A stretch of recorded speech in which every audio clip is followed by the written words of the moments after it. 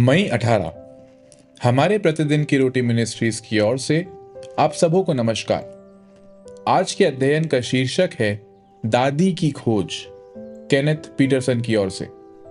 आज के पवित्र शास्त्र का भाग सपन्या अध्याय 3 वचन 17 से 20।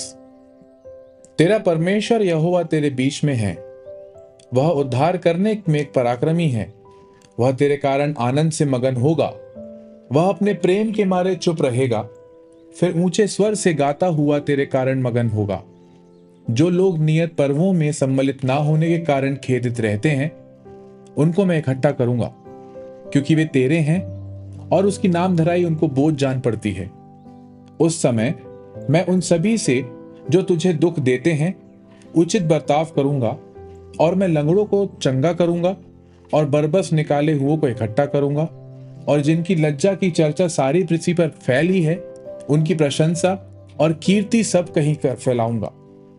उसी समय में मैं तुम्हें ले जाऊंगा और उसी समय में मैं तुम्हें इकट्ठा करूंगा, और जब मैं तुम्हारे सामने तुम्हारी समृद्धि को लौटा लाऊंगा, तब पृथ्वी की सारी जातियों के बीच में तुम्हारी कीर्ति और प्रशंसा फैला दूंगा। यहोवा की यही वाणी है। मुख्य वचन सपन्या अध्याय 3 पद 17। वह तेरे कारण मगन होगा। एमोरी यूनिवर्सिटी के शोधकर्ताओं ने दादी और नानी के दिमाग का अध्ययन करने के लिए एमआरआई स्कैन का इस्तेमाल किया। उन्होंने उन छवियों के प्रति सहानुभूतिपूर्ण प्रतिक्रियाओं को मापा जिनमें उनके अपने पोते, उनके अपने वयस्क बच्चे और एक अज्ञात बच्चा शामिल था। अध्ययन से पता चला कि दादी या नानी अपने वयस्क बच्चों की तुलना में अपने पोते पोतियों के प्रति अधिक सहानुभूति रखती हैं। इसका श्रेय वे क्यूट फैक्टर को देते हैं। उनका अपना पोता पोती वयस्क की तुलना से अधिक प्यारा होता है।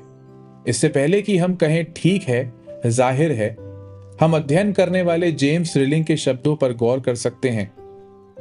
अगर उनका पोता मुस्कुरा रहा है तो दादी बच्चे की खुशी महसूस कर रही है, और अगर उनका पोता रो रहा है तो वे बच्चे के दर्द को और उसके ऊपर मंडरा रहे संकट को महसूस कर रही है।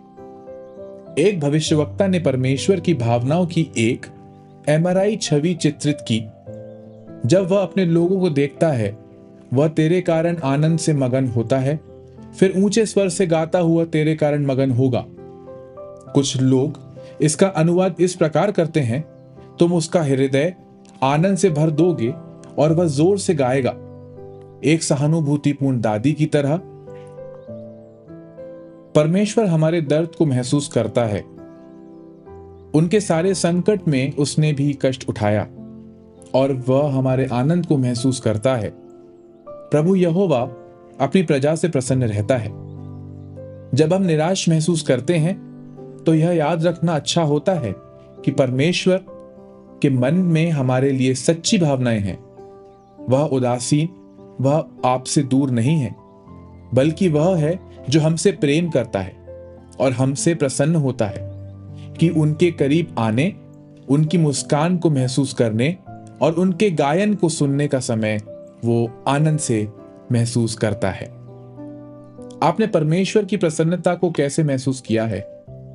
यह आपको कैसा महसूस कराता है? हे प्रिय परमेश्वर, मुझ पर अपनी मुस्कान को महसूस करने में मेरी मदद करें। आमीन।